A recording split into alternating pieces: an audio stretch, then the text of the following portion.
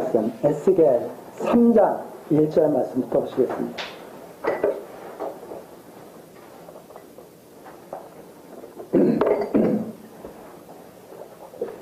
에스겔 3장 1절입니다. 그가 또 내게 이르시되 인자야 너는 받는 것을 먹으라. 너는 이 두루마리를 먹고 가서 이스라엘 족속에게 고하라 하시기로 내가 입을 벌리니 그가 그 두루마리를 내게 먹이시며 내게 이르시되 인자야 내가 네게 주는 이 두루마리로 네 배에 넣으며 내 창자에 채우라 하시기에 내가 먹으니 그것이 내 입에서 달기가 꿀 같더라. 그가 또 내게 이르시되 인자야 이스라엘 족속에게 가서 내 말로 그들에게 고하라. 너를 방언이 다르거나 말이 어려운 백성에게 보내는 것이 아니요 이스라엘 족속에게 보내는 것이라. 너를 방언이 다르거나 말이 어려워 네가 알아듣지 못할 열국에 보내는 것이 아니니라. 내가 너를 그들에게 보내었다면 그들은 정녕 네 말을 들었으리라. 그러나 이스라엘 족속은 이마가 굳고 마음이 강박하여 네 말을 듣고자 아니하리니 이는 내 말을 듣고자 아니함이니라. 내가 그들의 얼굴을 대하도록 내 얼굴을 굳게 하였고 그들의 이마를 대하도록 네 이마를 굳게 하였을 때 내 이마로 화석보다 굳은 금강석 같이 하였으니 그들이 비록 패역한 족속이라도 두려워하며 그 얼굴을 무서워 말라 하시고 또 내게 이르시되 인자야 내가 네게 이를 모든 말을 너는 마음으로 받으며 귀로 듣고 사로잡힌 네 민족에게로 가서 그들이 듣든지 아니 듣든지 그들에게 고하여 이르기를 주 여호와의 말씀이 이러하시다 하라 하시더라. 11절까지 내용입니다. 우리가 전 시간 1장 내용에서 여호와의 권능이 임하시는 이상을 에스겔이 보고 들은 내용을 살펴봤습니다. 1장에서는 네 생물이 나오고 그 네 생물 위에 있는 여호와의 영광의 형상을 보는 에스겔의 놀라운 그런 모습이 그려졌죠. 2장에서는 패역한 백성이다. 이스라엘 백성은 지금 아직 예루살렘은 망하지 않았습니다.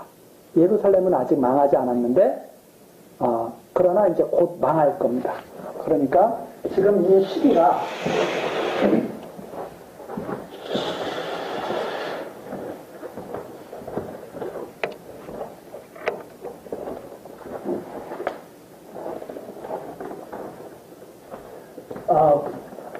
이 시기가 보면 이미 북쪽 이스라엘은 망했죠. 722년 아수르에 의해서 망했습니다.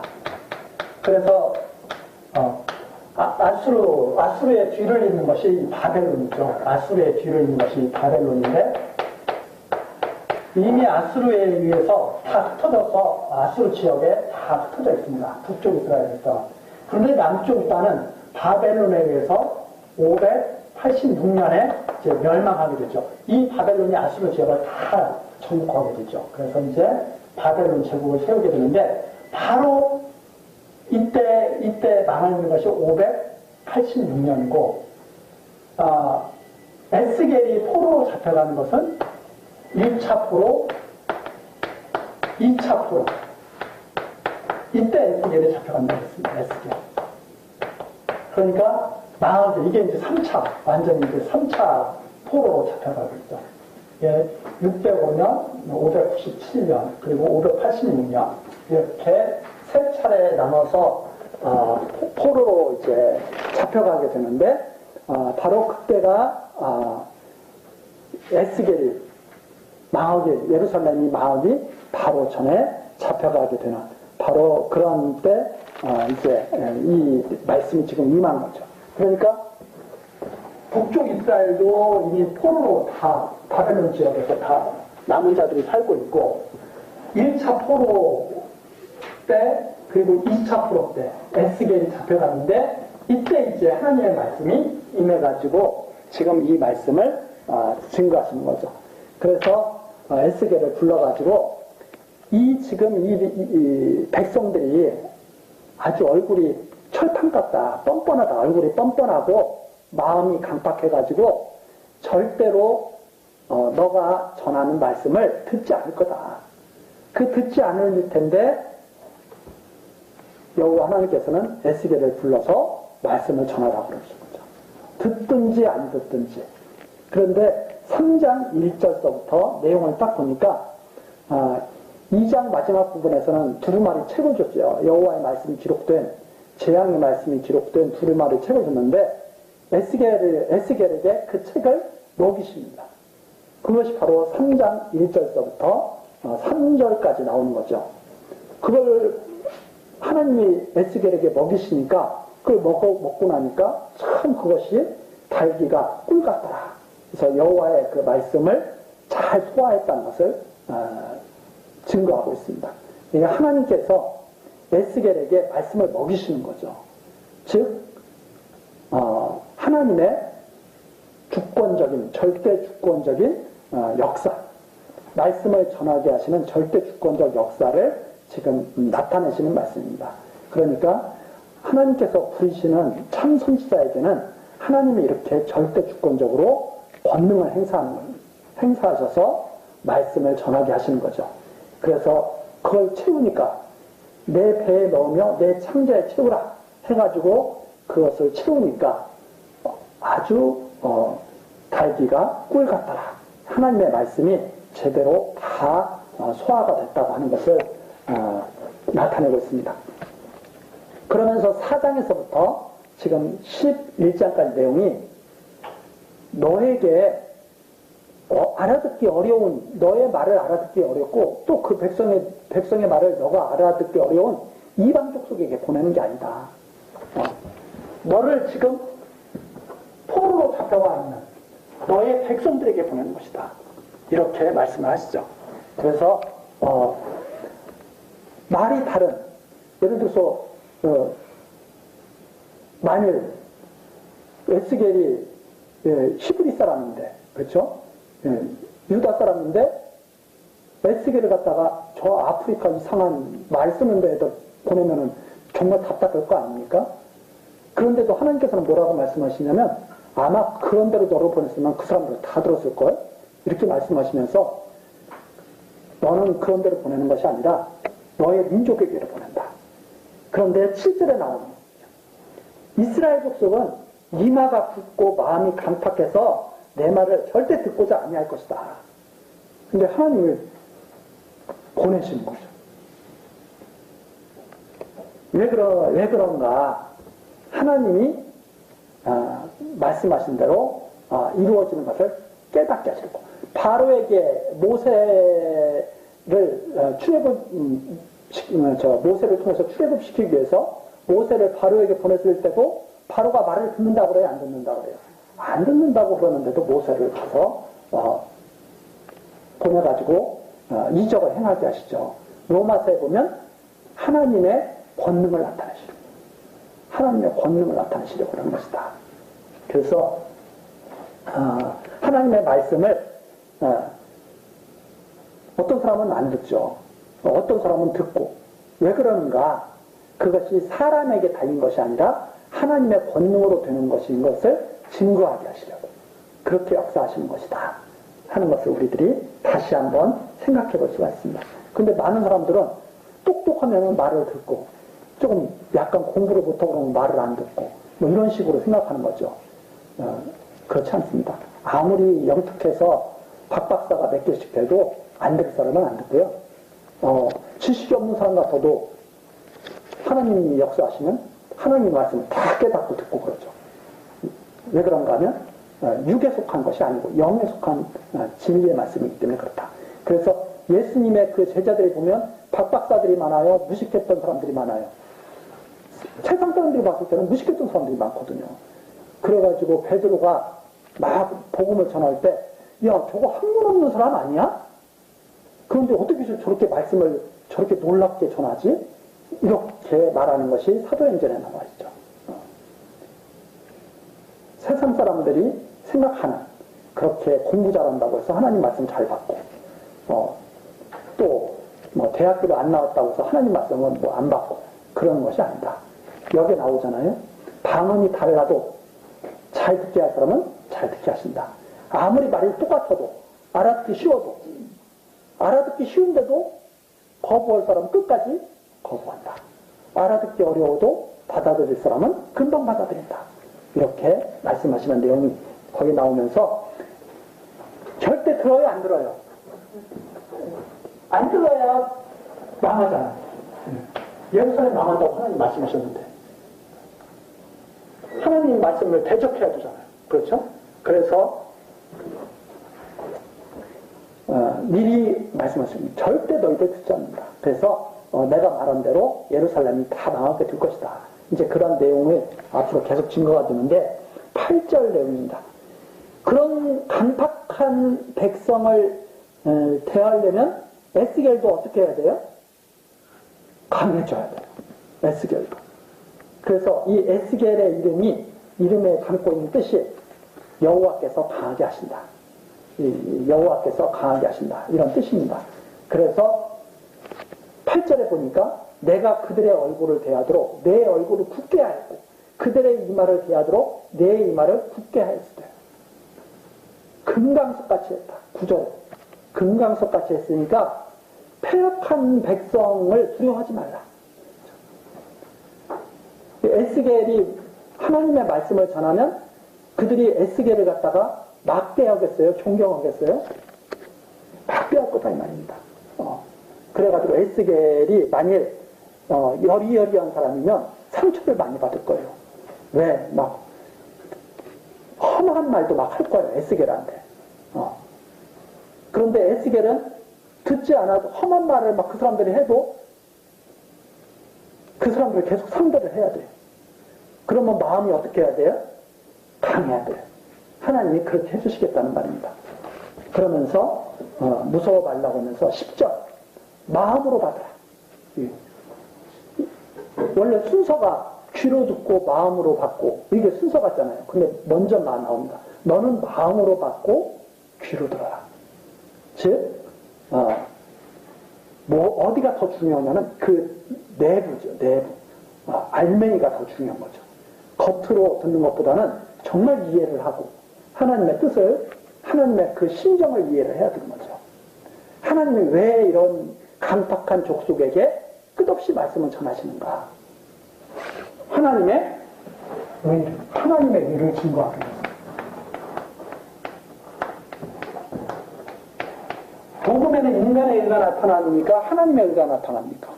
하나님의 의가 나타난다고 로마서 처음 부분에 나와 있습니다. 내가 복음을 부끄러워하지 아니하노니 복음에는 하나님의 의가 나타나서 그렇죠? 인간은 불의합니다.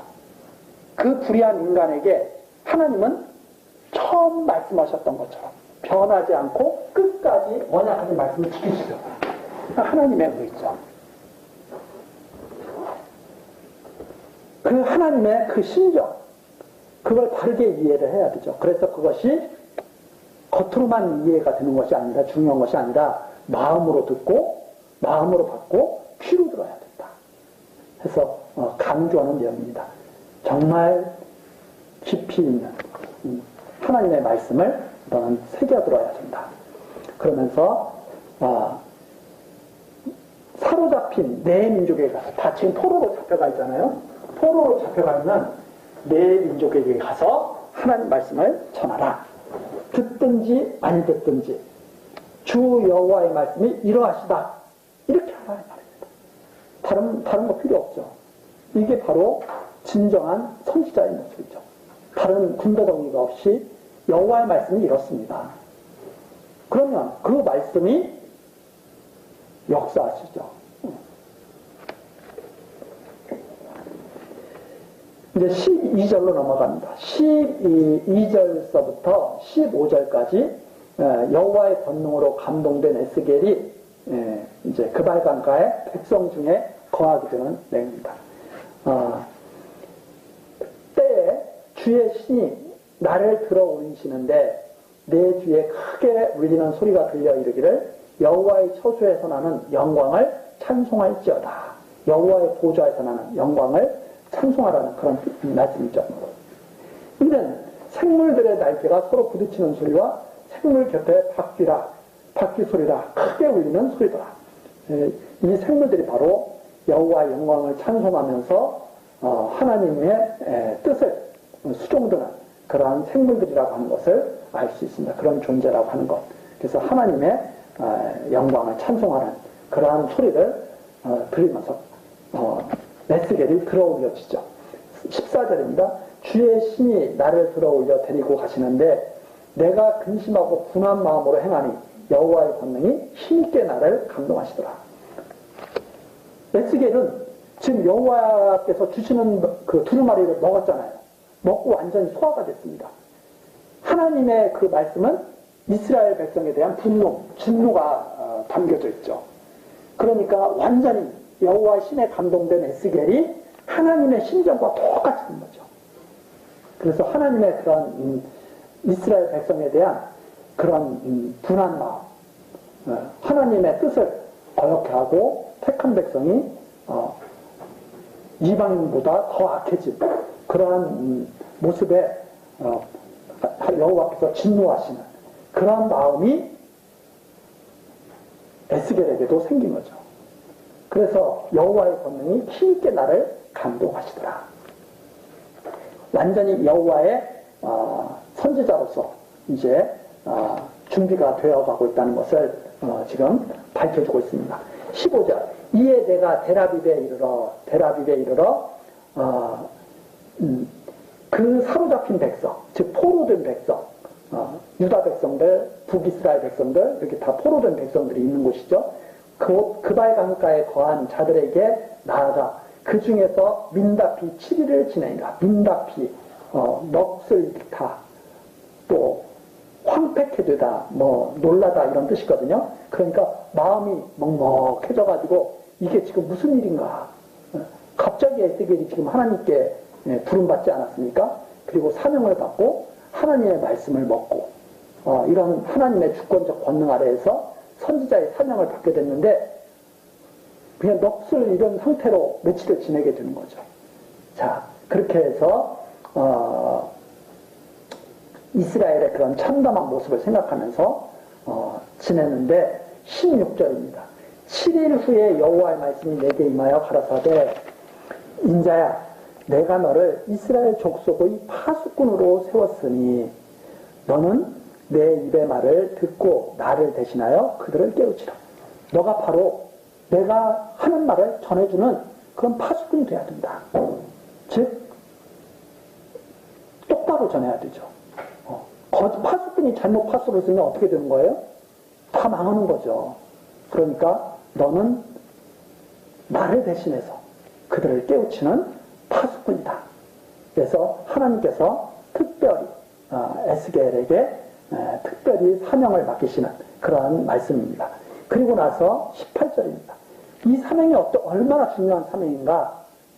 가령 내가 악인에게 말하기를 너는 꼭 죽으리라 할 때에 내가 깨우치지 아니하거나 말로 악인에게 일러서 그 악한 길을 떠나 생명을 구원케 하지 아니하면 그 악인은 그 죄악 중에서 죽으려니와 내가 그 핏값을 내 손에서 찾을 것이고 내가 악인을 깨우치되 그가 악한 마음과 악한 행위에서 돌이키지 아니하면 그는 그 죄악 중에서 죽으려니와 너는 내 생명을 보존하리라. 이게 악인에 대한 사명이죠.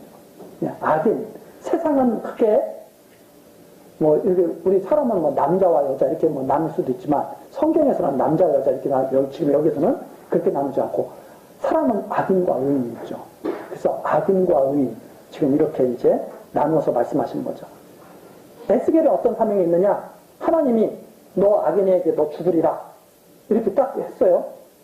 그러면 에스겔은 그 말씀을 그대로 전해야 돼요. 악인에게. 그래서 악인이 그 말을 에스겔의 말을 받아들이면 에스겔은 사명을 다 한 거예요. 아무 문제가 없어요. 그런데 악인이 에스겔이 전해주는 말을 듣고도 에스겔의 말을 듣지 않고 죽으면 에스겔 역시 아무 문제가 없어요. 그런데 문제는 에스겔이 하나님의 말씀을 악인들에게 증거하지 않으면 에스겔의 책임이다. 그러니까 죽고 안 죽고는 하나님께서 결정하시는 문제죠. 악인이 회개하고 회개하지 않고는. 그런데 악인이라고 해서 에스겔이 하나님의 말씀을 전하지 않으면 안 되는 거죠. 악인에게 하나님이 너는 악이니까 죽어야 된다, 이렇게 말씀하시면 그 말씀을 그대로 전해줘야 되는 거죠. 죽고 안 죽고는. 그건 이제 악인과 하나님과의 그런 관계에서 이제 나타나는 일이니까 에스겔은 아무 책임지지 않아도 됩니다. 바로 그런 말씀이 여기에 나와 있습니다. 너는 내 생명을 보존할 것이다. 그런데 너가 말씀을 많이 안 전한다면 내가 너에게서 핏값을 찾겠다. 네, 그런 내용입니다.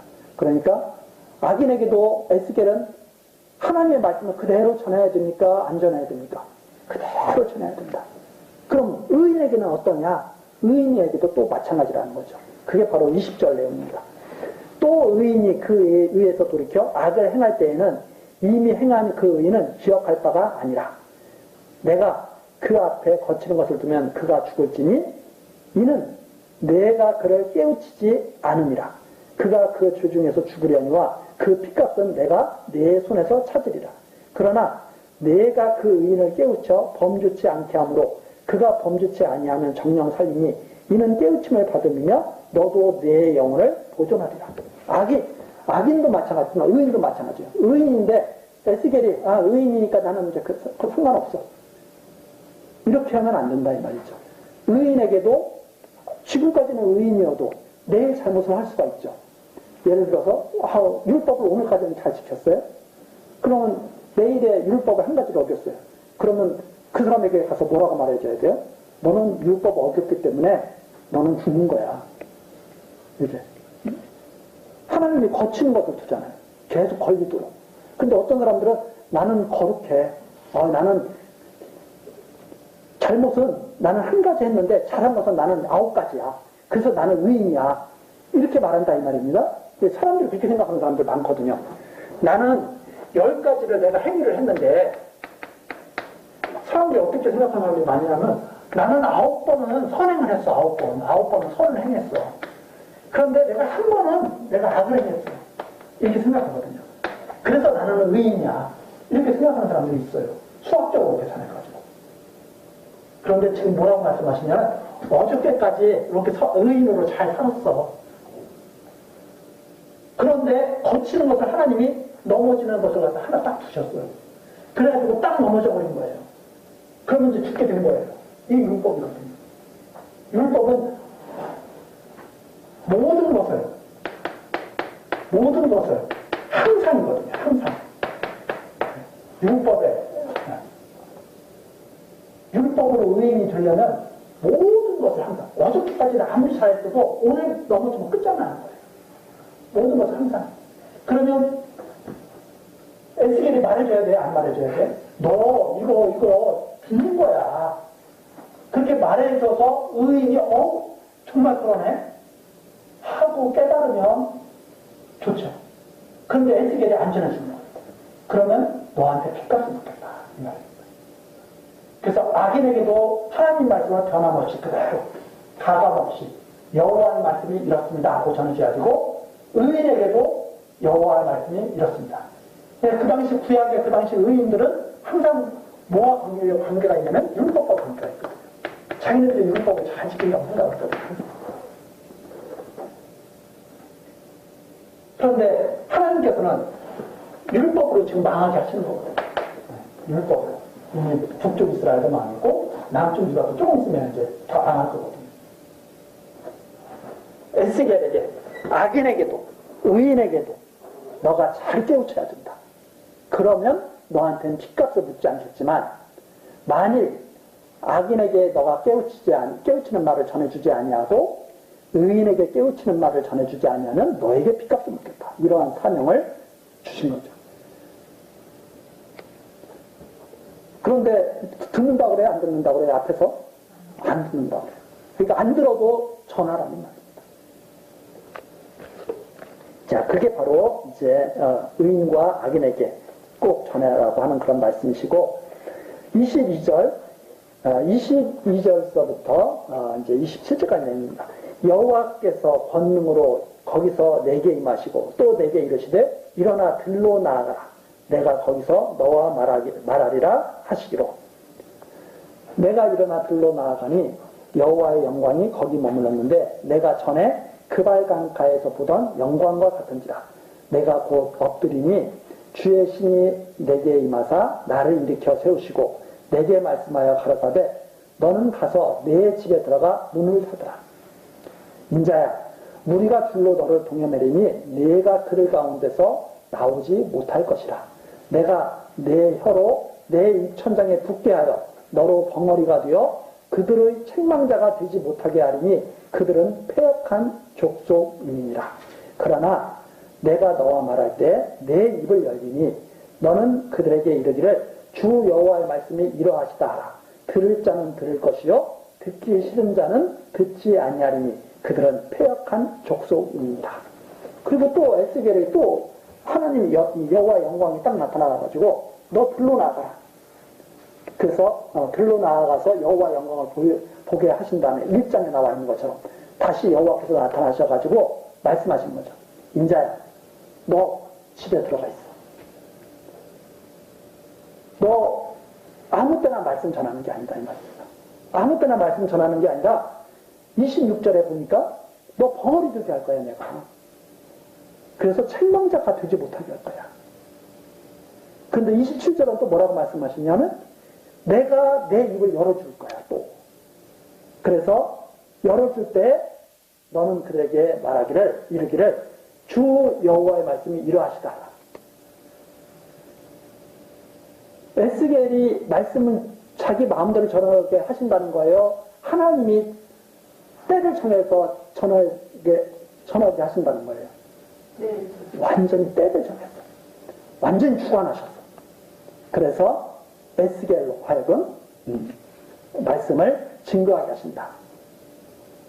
그래서 이 앞에 18절서부터 21절까지 나오는 내용이 에스겔에게 완전히 맡겨주신다는 말씀이 아니라 하나님께서 에스겔을 통해서 악인과 의인 모두에게 이 말씀을 다 증거하게 하신다는 것을 강조하고 있는 말씀이 이 주에 나오는 말씀입니다.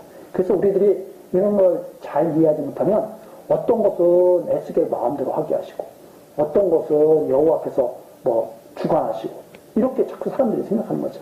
그게 아니라 에스겔에 이렇게 말씀하신 다음에 내가 너를 주관할 거야. 그래서 벙어리를 만들기도 하고 또 입을 열게도 해서 전하게 할 텐데 너는 그때 여호와의 말씀이 이러하시다. 여호와의 말씀이 이러하시다. 이것만 전하라 이 말입니다. 다른 거 하지 말고 여호와의 말씀이 이러하시다. 자, 그렇게 하면 듣도록 정해진 자는 들을 것이고 듣지 싫은 자는 듣지 않게 될 것이다. 근데 안 듣는 자들은 왜 안 들어요? 패역한 족속이기 때문에 그런 것이다. 이 말입니다. 패역한 족속. 그럼 이스라엘 백성이 듣는 자가 많겠어요? 안 듣는 자가 많겠어요? 듣는 자는 별로 없다는 소리죠. 다 안 들어서 결국 어떻게 될 거예요? 망할 때가 되겠죠. 자, 그것이 지금 계속 암시가 되고 있습니다. 패역한 족속이기 때문에 여호와의 말씀이 이러하시다 해도 듣지 않을 것이다. 패역한 족속이기 때문에 그렇다. 그 다음에 이제 4장으로 넘어갑니다. 여기까지가 이제 에스겔이 사명을 받는 그런 소명을 받는 그런 역사를 지금 기록해 놓은 거고 4장 내용서부터는 예루살렘에 대한 심판, 이스라엘 죄악 심판에 대한 내용이 4장서부터 나와 있습니다. 자, 4장 1절 너 인자야 박석을 가져다가 내 앞에 놓고 한 성읍 곧 예루살렘을 그 위에 그리고 그 성읍을 에워싸되 운제를 세우고 토둔을 쌓고 진을 치고 공성틀을 둘러 세우고 또 전철을 가져다가 너와 성읍 사이에 두어 철성을 삼고 성을 향하여 에워싸는 것처럼 에워싸라. 이것이 이스라엘 족속의 징조가 되리라. 이게 무슨 내용이냐면 박석, 그러니까 예루살렘 모양을 할 수 있는 벽돌 같은 거, 석고판 같은 거죠. 이렇게 뭐, 예를 들어서 이런 것을 가지고 이렇게 예루살렘 모양을 이렇게 딱 한 다음에 이렇게 둘러싸라는 거예요. 다 둘러싸고 공격할 수 있는 무기를 다 배치하라는 거예요. 여러 가지 무기, 거기에 여러 가지 기구들이 나오죠. 성을 공격할 수 있는 기구들이 다 둘러싸라는 거예요. 너 이렇게 해가지고 다 해라. 예루살렘을 그려가지고 성읍을 에워싸가지고 성읍을 공격하는 그런 무기들을 다 설치해라.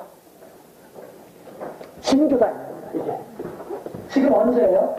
에스겔은 예루살렘 멸망하기 얼마 전이잖아. 이렇게 해가지고 에스겔을 뭐 만들라는 거. 이걸 갖다가 보여주라는 거죠, 이제 나중에. 네. 그러면 이스라엘 백성이 이 말을 듣는다는 거예요? 이걸 뭐 듣는다는 거예요? 안 듣는다는 거예요? 안 듣는다는 거예요. 이렇게 해도 안 듣는다는 거예요. 나중에 이제 바벨론 와서 저렇게 이제 예루살렘을 둘러싸겠죠. 4절, 너는 또 좌편으로 누워 이스라엘 족속의 죄악을 당하되 내 눕는 날수대로 그 죄악을 담당할지니라. 내가 그들의 범죄한 횟수대로 네게 날수를 정하였나니 곧 390일이니라. 너는 이렇게 이스라엘 족속의 죄악을 담당하고 그 수가 차거든 너는 우편으로 누워 유다 족속의 죄악을 담당하라. 내가 네게 40일로 정하였나니 1일이 1년이니라. 그러니까 하루가 1년으로 쳐가지고 북쪽 이스라엘에게는 390일, 유다 족속에게는 40일을 죄악을 담당하도록 하나님이 그렇게 딱 정해놓으셨다는 거죠. 왜 좌로 누가 그러면 이게 동쪽이잖아요. 예를 들어 동, 서, 남, 이렇게 이제 방위가 있으면 하나님은 이제 마치 해가 동쪽에서 떠오르듯이 동쪽이 기준이 되죠. 항상 동쪽이 기준이 된다. 그러면 이제 동쪽을 기준으로 봐주면 이게 좌측이죠. 이게 우측이 되죠. 우측. 그래서 에스겔 보고 야, 너 좌로 들어 넣어서 390일 있어. 우로 들어 넣어서 40일 있어. 이게 죄악을 담당할 횟수야. 이렇게 딱 말씀드립니다. 이거 보통 어려운 일이 아니죠. 그래가지고 좌편으로 누워서 죄악을 담당하라. 얼마나 그게 힘들겠어요. 에스겔의 북쪽을 향해서 있으면 그게 얼마나 진짜 힘들겠어요. 죄악을 담당하는 말입니다. 또 우측에서 우편으로 누워서 유다 족속의 죄악을 40일 전에 이렇게 해가지고 또 예언을 하라. 너는 또 에워싼 예루살렘을 향하여 팔을 벗고 예언하라. 에워싼 예루살렘을 향해서 팔을 벗고 벗어매고 예언하라. 내가 줄로 너를 동일이니 내가 에워싸는 날이 맞도록 몸을 이리저리 돌리지 못한다.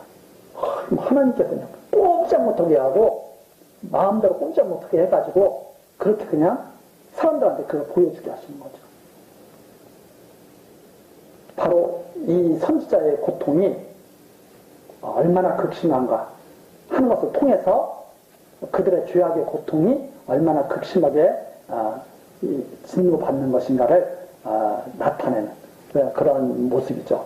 그래서 백성들을 온갖 재앙으로 하나님께서 치실 때 그것이 얼마나 고통스러운 것인가, 하나님의 심판이 얼마나 무서운 것인가를 나타내는 그런 모습입니다. 그래가지고 8절까지 내용은 지금 예루살렘이 그리고 포위한 모습, 그리고 북이스라엘 죄악과 남쪽 유다의 죄악을 고통 가운데서 증거하게 하시는 그런 내용이 지금 나와 있죠. 자, 그 다음에 9절로 넘어갑니다. 이스라엘의 양식을 끊고 부정한 떡을 먹게 하실 것을 예언하신 내용입니다. 너는 밀과 보리와 콩과 팥과 조와 규리를 가져다가 한 그릇에 담고 떡을 만들어 내 모로 눕는 날수 곧 390일을 먹되 그거 가지고 모로 눕는 날수 390일 동안 이걸 가지고 먹어야 돼요. 먹어야 되는데 너는 식물을 따라서 하루 20세계 중씩 때를 따라 먹고 그러니까 아주 너무나 적은 양이죠. 여기에 우리들은 20세계 되니까 익숙하지 않은 무게라 잘 모르는데 이것은 하루 동안 먹기에는 너무나 작은 양입니다. 근데 그걸 먹고 때를 따라서 먹고 물도 흰 6분 1씩 되어서 때를 따라 마시라.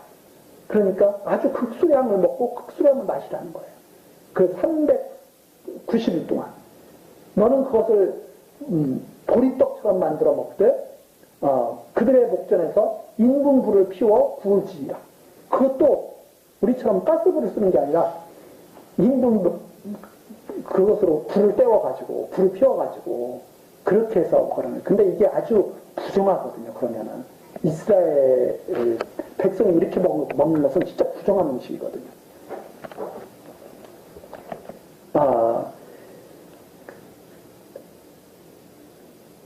13절입니다. 여호와께서 또 가라사대 내가 열국으로 쫓아왔을 이스라엘 자손이 거기서 이와 같이 부정한 떡을 먹으리라 하시오. 그러니까 그걸 통해서 그들이 죄값으로 엄청난 고통을 받으면서 부정한 음식을 먹고 지낼 것을 갖다가 증거하는 그런 내용이죠. 그런데 14절입니다. 내가 가로되 오라 주 여호와여 나는 영혼을 더럽힌 일이 없었나이다. 어려서부터 지금까지 스스로 죽은 것이나 짐승에게 찢긴 것을 먹지 아니하였고 가증한 고기를 입에 넣지 아니하였나이다. 여호와께서 내게 이르시되 쇳동으로 인분을 대신하기를 하노니 너는 그것으로 떡을 구울지니라. 그 에스겔이 너무나 마음이 슬픈 거예요. 아니 하나님 인분으로 불을 피워가지고 그렇게 그걸 먹으면서 그렇게 지내라며 그렇게 부정하게 만드시니까 그러니까 완전히 사람 취급을 못 받게 만들어 버리십니다. 그러니까 여호와께서 에스겔 보고 너무 슬퍼하지 않게 그러면 쇳동으로 해라 이렇게 가지고 바꿔주시는 내용이 여기 나옵니다. 참 얼마나 이게 우리가 지금 우리는 이게 무슨 뜻인지 잘 이게 쉽게 이해가 되지 않아서 조금 적어서 모르지만 정말 부정하게 만드는 거거든요. 그래서 여기에 14절에 나오는 오라 하는 것은 정말 슬픈 탄식 소리입니다. 하나님 꼭 이렇게 하셔야 되겠습니까? 그러니까 여호와께서 쇳동으로 대신하기를 허락하겠다. 그래도 쇳동으로 해야 돼. 이렇게 말씀하시는 거죠. 정말 하나님께서 아주 어려운 중에 인자를 온전히 버리지 아니하시고 긍휼을 베푸시는 것, 이것을 갖다가 여기서도 살펴볼 수가 있습니다. 16절 또 내게 이르시되 인자야 내가 예루살렘에서 의뢰하는 양식을 끊으리니 백성이 경겁 중에 떡을 달아먹고 민닭 중에 물을 되어 마시다가 떡과 물이 결핍하여 피차에 민답하여 하며 그 죄악 중에서 쇠퇴하리라. 그래서 결국은 에스겔이 하는 것이 뭐냐면 이스라엘 백성들이 당하는 거죠. 이스라엘 백성들이 그렇게 될 거야. 너가 슬퍼하지 이스라엘 백성이 결국 그렇게 될 거다. 이러한 말씀입니다.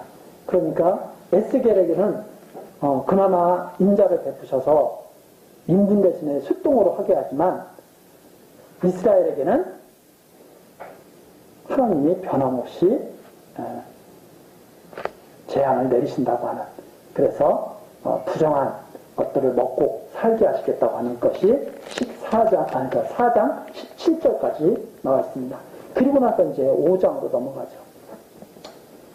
계속해서 나오는 내용인데 인자야 너는 날카로운 칼을 취하여 삭도를 삼아 내 머리털과 수염을 깎아서 저울에 달아 나누었다가 그 성읍을 에워싸는 날이 차거든 너는 3분지 1은 성읍 안에서 불사르고 3분지 1은 가지고 성읍 사방에서 칼로 치고 또 3분지 1은 바람에 흩으라.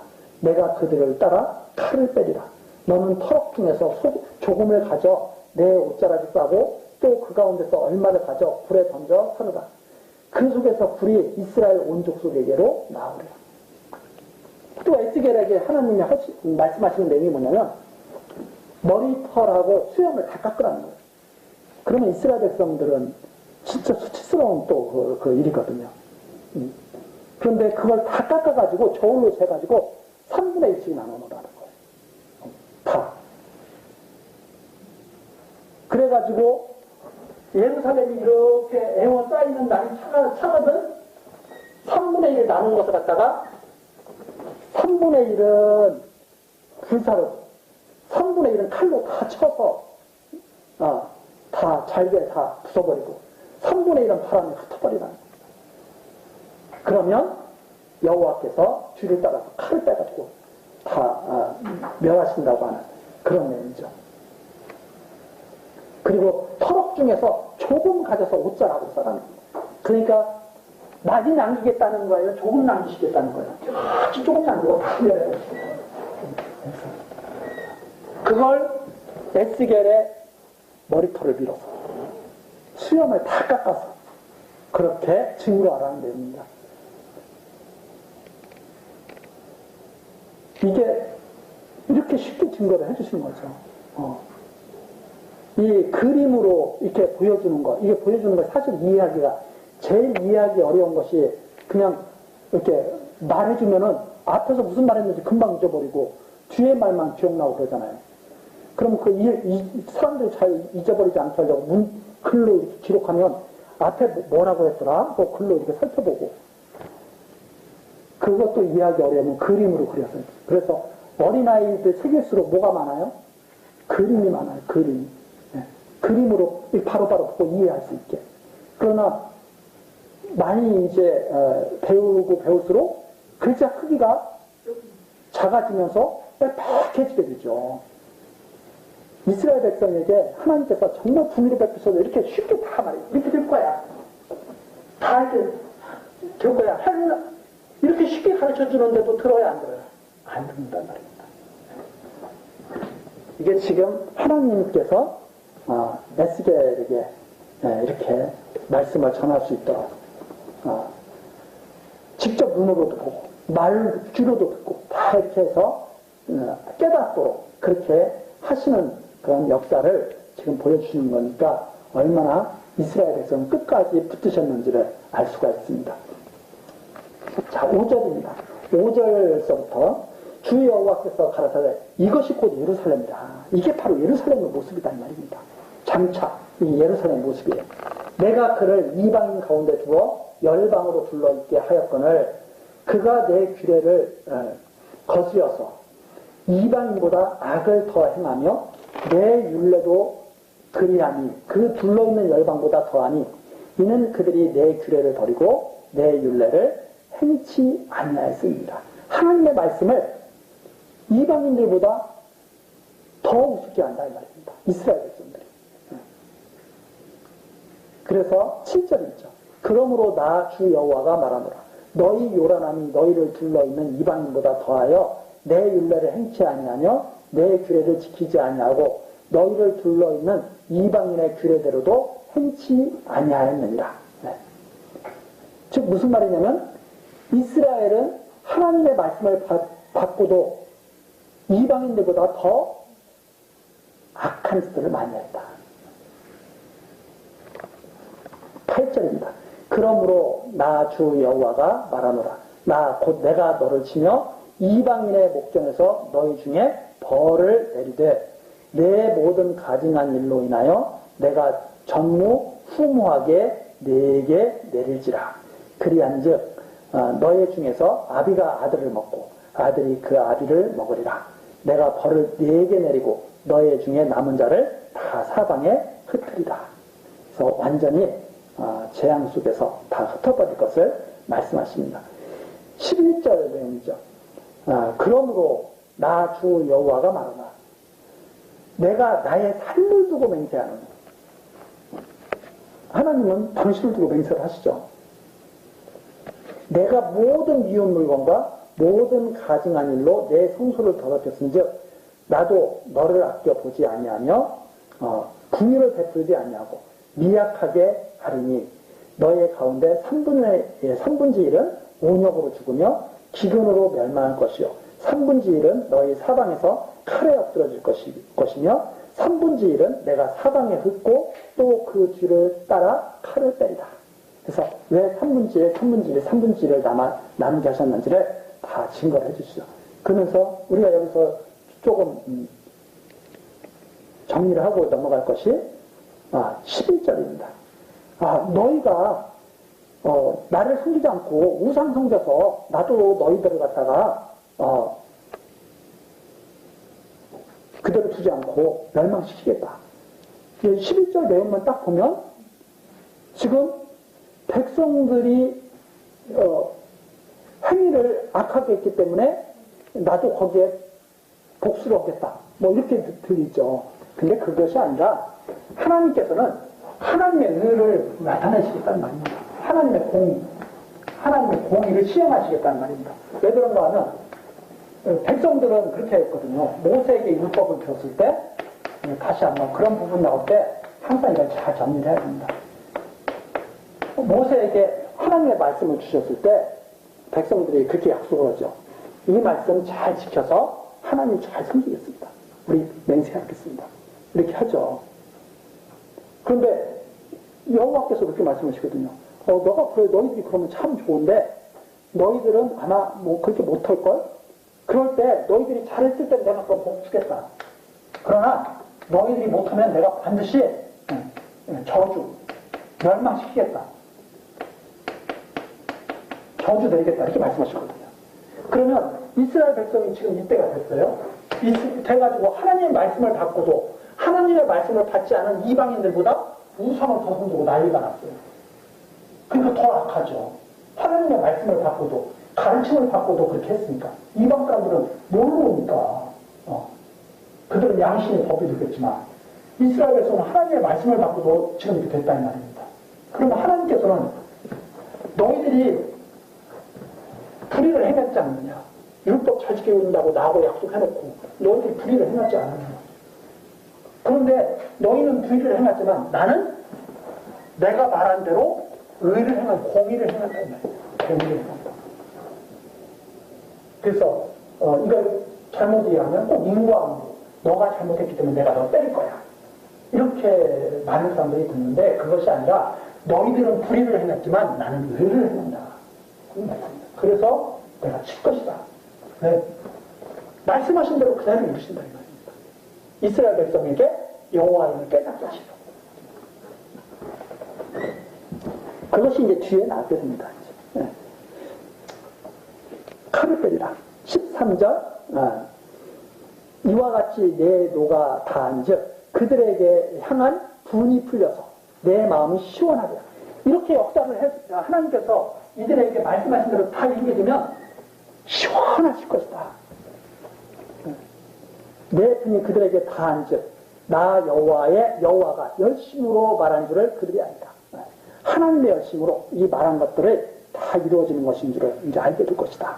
이런 말씀입니다. 그러면서 14절 내가 또 너로 황묵케 하고 너를 둘러있는 이방인 중에서 모든 지나가는 자의 목전에 능욕거리가 되게 하리니 이게 다 모세에게 이미 말씀하신 대로 율법을 주실 때 이미 말씀하신 내용을 다시 지금 전해주신 내용이거든요.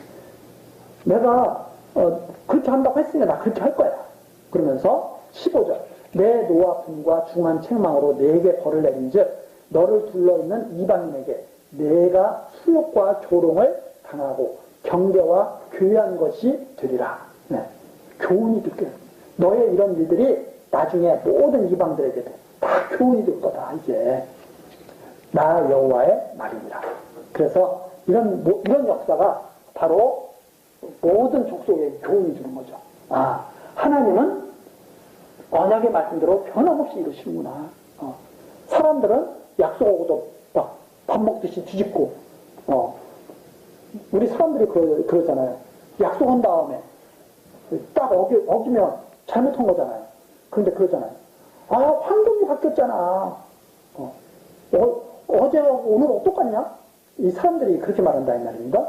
왜 그러냐면, 사람들은 신실하지가 않거든요. 어제 한 약속을 오늘 뒤집어버려요.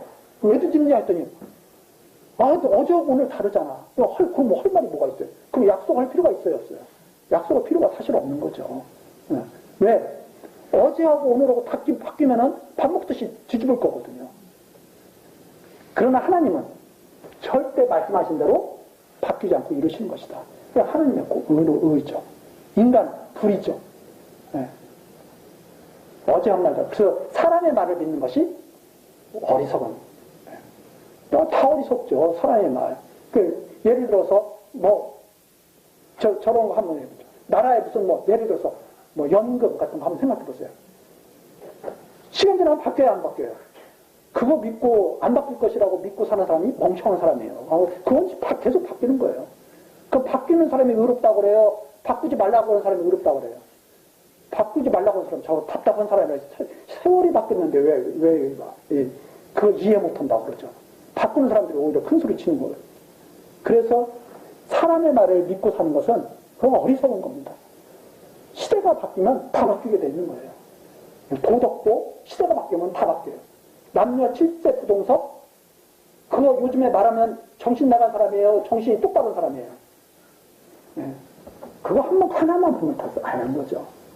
그래서, 하나님께서 변하지 않고 이루신, 말씀대로 이루시는 것이 이 역사 속에서 큰 교훈이 될 거다.